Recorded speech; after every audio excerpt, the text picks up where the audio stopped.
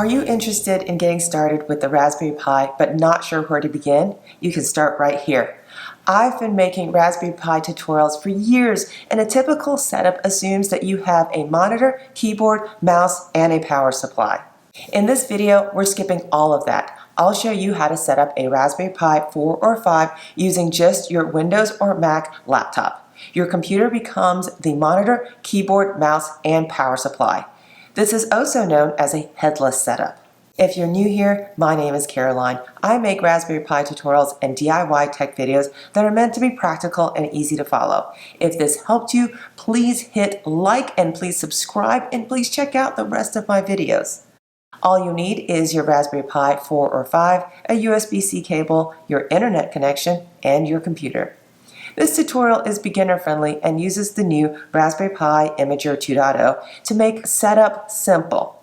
The materials you'll need for this project include your Raspberry Pi 4 or your Raspberry Pi 5. They both are powered using USB-C power. I'm going to use my USB-C to USB-C cable. My laptop has a USB-C port on it, which is strong enough to be able to power my Raspberry Pi. Another option is, of course, to purchase a Raspberry Pi power adapter. This is for a 5 and this is for a Raspberry Pi 4. Another option to power your Raspberry Pi is a power bank charger. If your power bank charger has a USB-C slot on it and it is strong enough to power your Pi, that is also an option. Before you get started, I do recommend checking whatever power source that you decide to use. Plugged into the USB-C of my Raspberry Pi and then plug it into the USB-C slot on my computer. And then I want to make sure that the lights do come on and it is working properly. I say check this first because I tried the same process with my Raspberry Pi 4 1 gigabyte,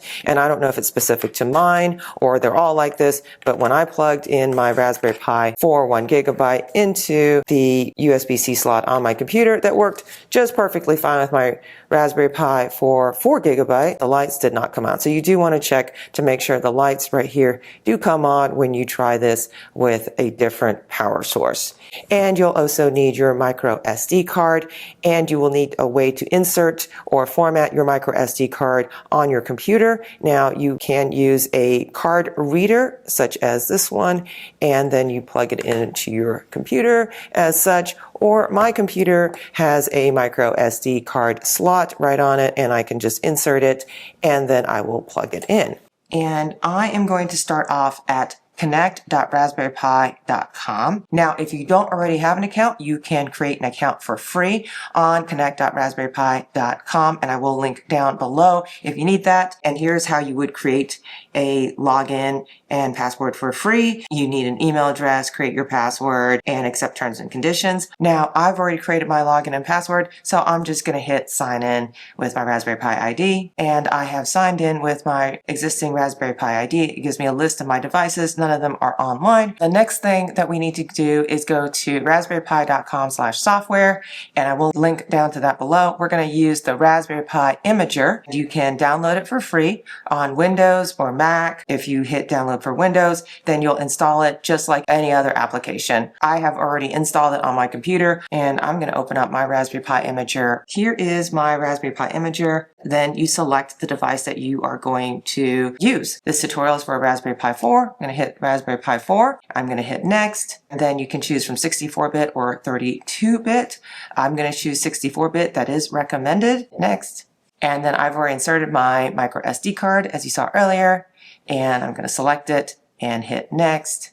And then we're going to give it a name. So I'm going to call this Raspberry Pi 4 and I'm going to hit next. And then you want to select your capital city. So I'm in the US, I'm going to say Washington, D.C. Time zone, I am on the East Coast, so I'm going to select New York, but select the one that most fits you. And my keyboard layout is US, so select the one that fits you the best. Hit next. You need to choose a username and password. Okay, please do remember this. I went to a meetup one night and the person, he had just set up his Raspberry Pi, set up an admin username, password, forgot what it was by the time he got to the meetup. And so worst case scenario, you got to reflash it, but you lose everything. So you can choose your username and your password. That is up to you, but please do write it down or whatever you need to do. Keep it safe, but you do need this. I'm going to hit next. Next, you need to know your Wi-Fi name and password. That's the one that hopefully your computer is hooked up to right now. Hit next. Now you have the option. You can choose on or off. You can enable SSH. SSH is secure shell. I'm going to enable it. Use password authentication. That means that the login and password you just created 2 screens ago, you're going to need that. I'm going to hit next. Enable Raspberry Pi Connect. Now, I'm a big believer in this. This allows you to connect to your Raspberry Pi. You don't have to be on the same network. So I'm going to hit yes, and then I'm going to hit Open Raspberry Pi Connect. And in the previous step, we created our Raspberry Pi Connect ID and password. So now I'm going to create an authorization key. I'm going to open RPI Imager, and I'm going to hit that. And then I'm going to go back to my Raspberry Pi Connect. Now you should see an authentication token right here. That all worked. That's what you're going to get when you get to that step. You're going to hit next. Now you're ready to flash your microSD card or hit write. I'm going to hit write, and then you understand you're going to erase everything off your microSD card. I understand that. I'm going to erase it and I'm going to write. I'm going to click I understand. And there we go. We're going to go through the writing process now. And this will take a few minutes, so I will be right back. And we have completed flashing our micro SD card. Device was ejected automatically. I can remove it, so I'm going to hit finish. Now that we've completed flashing our micro SD card, I can just simply eject it out, and I'm going to insert it into my Raspberry Pi 4, and here it works right here in this slot. To power it up, I will connect USB-C on the Raspberry Pi to the USB-C port on my computer. Right here, USB-C to USB-C, and it will take a few minutes for it to boot up, power up, get on the internet. I will be right back. And let's see if it's online. I'm going to connect.raspberrypi.com, and I'm going to refresh my list of devices, and sure enough, there it is. Raspberry Pi 4 has come up. You can connect via screen sharing or remote shell. Remote shell is SSH. I'm going to hit screen sharing so that you can see the desktop on my Raspberry Pi 4. And just as a quick reminder, the Raspberry Pi is only using the computer as a power source. The Wi-Fi is coming from what you input for your Wi-Fi name and password during the setup process, during that Raspberry Pi Imager process. I am going to show you the desktop of my fresh new Raspberry Pi. Let's open up a web browser here. And when we open a web browser, it is asking you for a password, and to confirm that password, I just always put in the same password as I did when I set it up in the Raspberry Pi Imager, and I'll hit continue. And here we go. Here is the default web browser, and it defaults to the Raspberry Pi page, and now you know that you are online. And let's check out my website, and the website for my book came up, winningintech.com. And to give you a quick tour of the Raspberry Pi desktop, I'm going to hit that Raspberry in the top left-hand corner, and then we can see there's programming. So if you want to do some Python programming, check out Genie. You can click on Genie and it will open up. And here is Genie. You do have your choice. So you can also use Thonny too. Internet, you can use the web browser. The default is Chromium, but you could also use Firefox as well. Sound and video, there's a VLC media player installed by default. Graphics, view pictures on this thing. Accessories, there's a calculator here. There is an SD card copier, there's a terminal, there is help, bookshelf, user guide, and of course you can add or remove more software, control center, recommended software, and of course you could shut down. So, but just as a quick, I want to get started, I'm fresh, I'm new, and I'm going to go to github.com, and I'm going to go to my page, Caroline Dunn, and here is my page for GitHub, and this is one easy way for you to get a bunch of code just to get started. I made this just as a simple example for repositories. Select a repository, got this Latin study quiz for an example as something you could use, and on this Latin study quiz, I could copy the URL here, then I'll open up a terminal.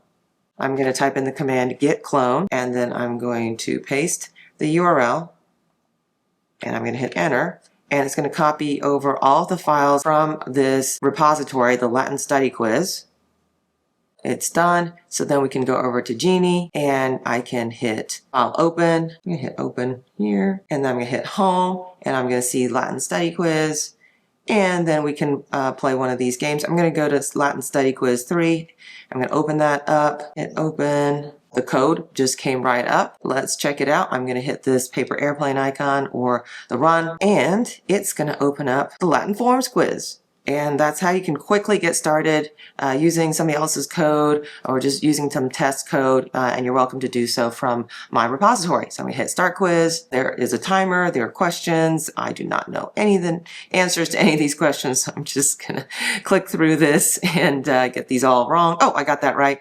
You have many good friends. I hope I do. Continue. Let's see. I'm going to keep on guessing at this game.